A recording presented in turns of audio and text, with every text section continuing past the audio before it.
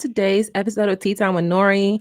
I haven't even been having tea on these. I need to make sure I get my tea ready. Lately, I've been taking a step back from so much tea I've been drinking, although I didn't know that was possible, but I need to make sure I have my tea next time I get on here.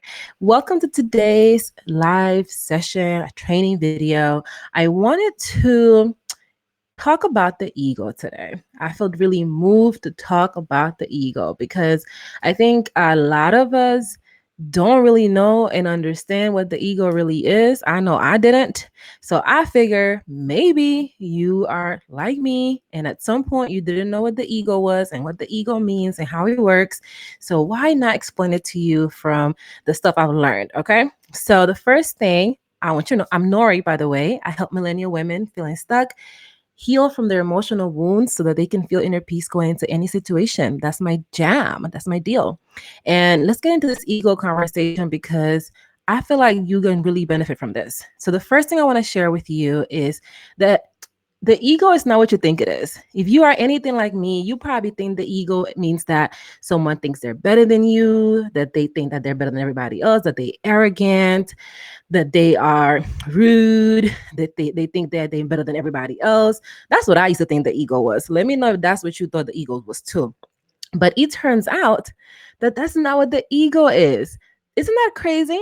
That blew my mind when I first learned that because I just knew that the ego was thinking that you're better than other people. But it turns out that it's not. The best way I can describe what the ego is, and people also call the ego the false self. So the best way I can describe that is the ego is who you learn to be when you already knew who you were. The ego is the person that you learned to be when you already knew who you were. Let me explain this. When you were a baby, if you think about a kid, a child, they know what they want. They cry when they're hungry. They cry when they need to be changed. They know how to they know to only cry when something is going on with them. They are free. They're exploring the world. They don't care whether they're wearing Jordans or Payless shoes. They don't care about any of that. They're just happy. Little kids are just happy people. Well, that is when you know who you are. Now, what happens is adults, in an effort to try to help us navigate the world, they start teaching us these things. They tell us, don't walk here, don't walk that, don't be too friendly, don't be too nice to people, don't do this, don't do that, or, you're gaining too much weight, you're fat, whatever the grown-ups say to us, they start telling us these things and they begin to remove who we are and try to teach us to be something we are not. The adults in our lives start teaching us how we need to act in the adult world. And that's not who you are. But you begin to hear messages like, if you are an artist, you may hear people saying, being an artist is not a real job. You need to go be a lawyer. You need to go be a doctor. Those are real jobs. And these things that people are telling us are just projections of themselves. They are telling us the things that people were telling them and the things that those people's parents were telling them. So over and over, we're being taught these things that are not true, are not factual, and are only based on people's perceptions. So the ego or the false self is the person you learn to be that's the product of what people think you need to be. That might not be what you really want to do, but you may not really want to go to law school, but somebody told you that that's what you needed to do. So now you find yourself trying to go to law school, trying to pass the LSAT, and you don't even care for law school, but you thought that's what you needed to do. That's a real story, by the way. I took the LSAT because I thought I wanted to be a lawyer. And that is not even what I wanted to do. I never even wanted to practice law. But that's what the ego is. The ego is the person that you were taught to be when you already knew who you were. And if you want to let go of the ego, if you want to let go of these perceptions that people have projected onto you, you have to start by listening to that inner voice. You know the voice I'm talking about, the one that tells you when you really want to do something, the ones that tells you that, hey, this person's really not that good for you. That voice that we purposely ignore because if we follow that voice, then people are going to reject us. people are not going to approve of us. People are not going to give us their attention. People are not going to give us their love. So we purposely quiet that voice so that we can be the person that society wants us to be, the person that our parents want us to be, the person that our family wants us to be, that our friends wants us to be, that our employer wants us to be. And as a result of that, we become this person that we are not.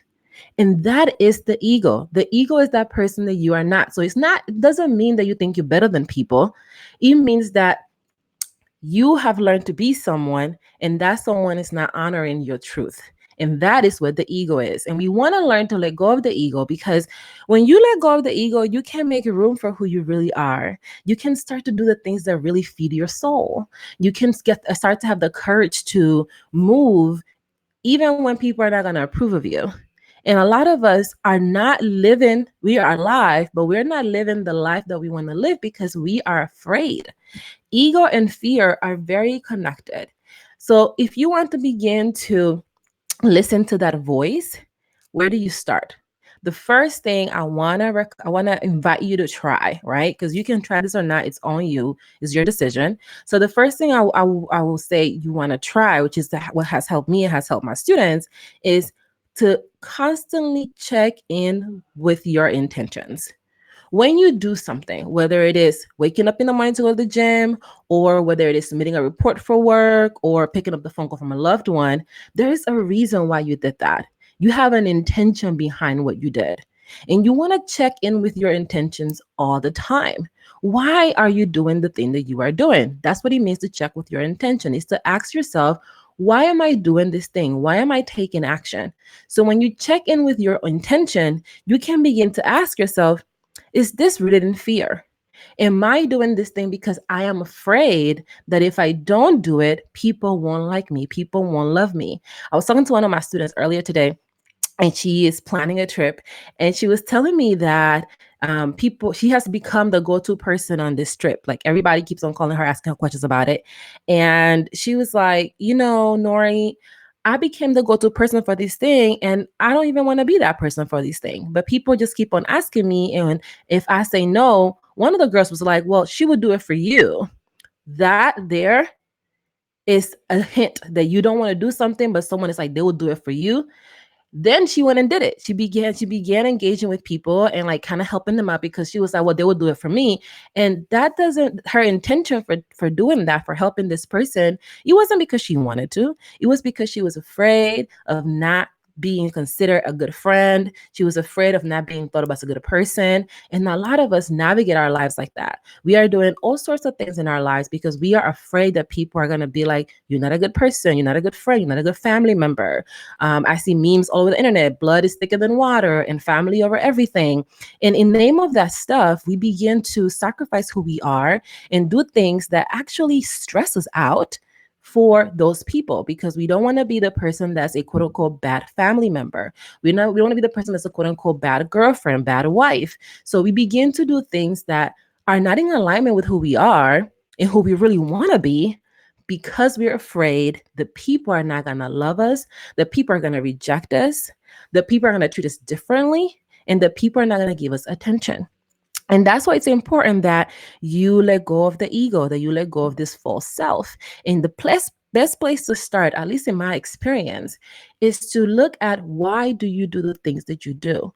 What's driving your intention? And if your intention is driven by fear, whether it is the fear of rejection, the fear of not being loved, the fear of not being accepted, the fear of being abandoned, if that is the driver behind the thing that you are doing, then that, my friend, is the ego. That's part of your ego. And you want to, once you notice it, that that's part of your ego, you want to actually do the opposite. You want to go ahead, and if something makes you uncomfortable because you think people are not going to like it, do it. If you think that if you don't do something, people are going to be upset, then do it. If you think that if you don't send something out to your friends and they're going to think you're a bad friend, then don't send it out. Like, actually face the discomfort of honoring your truth. People want to honor their truth, but it's not a comfortable process. And then they get freaked out because they see how much they don't really like the fact that there's so much backlash to honoring your truth. Well, honoring your truth is not an easy thing, People like it when you do the things that they want you to do, how they want you to do it, when they want you to do it. You like it too. And you have to accept that when you begin to let go of your ego, when you begin to honor your truth, there will be people who are not going to band with you. There are going to be people that are not going to like it.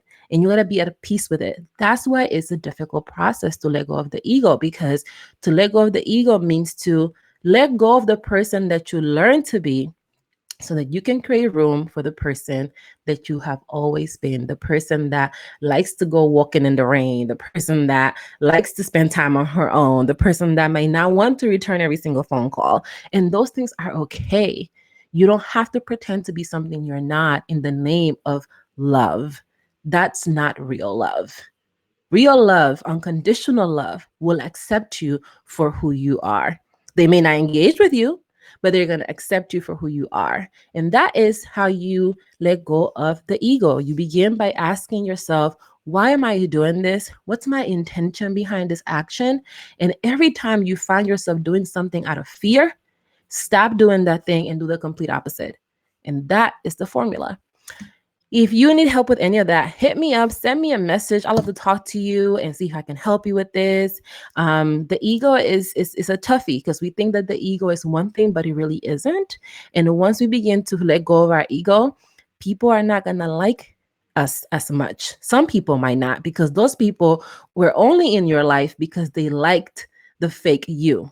And once you become the real you, they may not like the real you.